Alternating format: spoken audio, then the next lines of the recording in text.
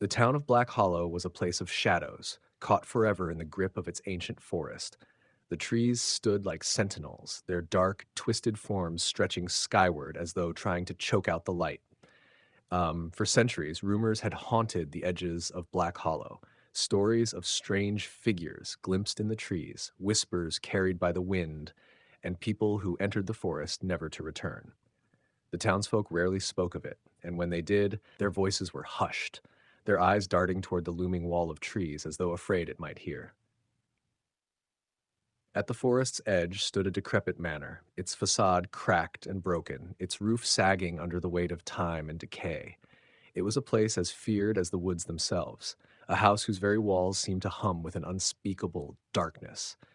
Few remembered its last occupants, though whispers suggested that their fate had been tied to the forest in ways that chilled the blood. Elena drove down the winding dirt road toward the manor, the car bouncing over deep potholes and stones. The forest on either side pressed in, oppressive and alive, the air thick with an unnatural stillness. The branches overhead locked together like skeletal fingers, blotting out the weak light of the overcast sky. Her breath fogged the inside of the car's windshield, but she paid it no mind, her focus drawn inward to memories she had tried and failed to bury. Her daughter's laughter echoed faintly in her mind, followed by the gut-wrenching silence that had come after. She blinked rapidly, her hands tightening on the steering wheel as her heart ached with the familiar stab of grief. The move to Black Hollow was supposed to be her chance to start over, to leave the pain behind. But as the manor came into view, she wasn't so sure. The house rose before her like a grim monument, its once grand architecture long since crumbled into disrepair. Moss and vines climbed its walls, swallowing it piece by piece.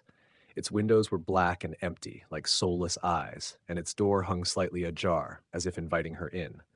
A chill ran down Elena's spine as a crow perched on the crumbling chimney cawed loudly, the sound reverberating through the quiet forest. It cocked its head unnaturally, its beady eyes fixed on her before taking off in a flurry of dark feathers. Elena stepped out of the car, her boots crunching on the frost-dusted ground. The air was heavy, damp, and carried a faint, metallic tang that made her stomach churn. She shivered as she looked toward the forest's edge, its darkness so complete that it seemed to devour the light around it. She felt eyes on her, though there was no one there. The sensation crept down her spine, a cold, crawling awareness that she was not alone. "This is it, Lily," she murmured, her voice barely audible. She glanced into the back seat where the empty car seat remained. Her chest tightened painfully, the weight of absence threatening to crush her. In the reflection of the rear window, a flicker of movement caught her eye, a shadow that darted too quickly to be natural. When she turned, there was nothing but the forest. The manor door groaned as she pushed it open, the sound echoing through the cavernous interior.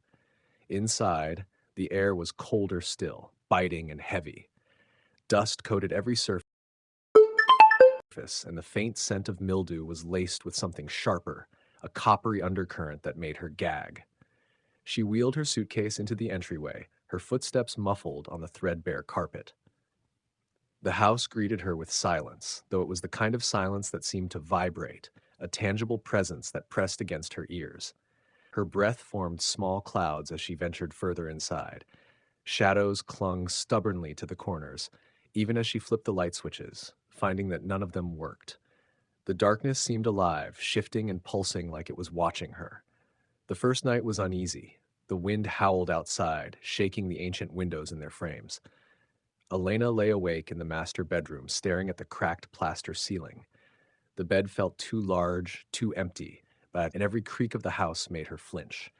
At one point, she thought she heard faint footsteps on the floorboards, but she told herself it was just the house settling. By the second night, the whispers began. At first, they were soft, barely distinguishable from the wind, but as the hours crept on, they grew louder, closer. A child's voice, high and melodic, calling out to her. "Elena? Mama?" The sound snapped her awake. She sat up in bed, her heart pounding so hard she thought it might burst. The voice had come from the hallway. Wrapping the quilt around her shoulders, she crept to the door and opened it. The hallway stretched before her, impossibly long, its shadows writhing and shifting like living things. The only sound was her own shaky breathing.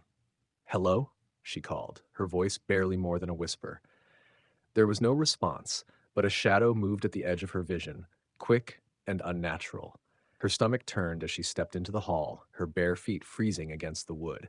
She followed the movement downstairs to the foyer. The front door was ajar, though she knew she had locked it.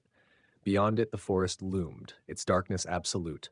A cold draft swept in, carrying with it a low growl that was not human. Elena froze. The sound grew louder, deeper, resonating in her chest. Her breath came in short gasps as she scanned the room, her eyes darting to every shadow.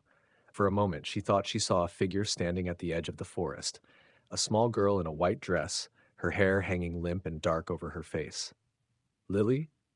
Elena whispered, taking a step forward. The girl's head tilted up slowly, revealing two black, hollow voids where her eyes should have been. Her lips parted in a too-wide grin, teeth glinting like shards of broken glass. Elena stumbled back, slamming the door shut.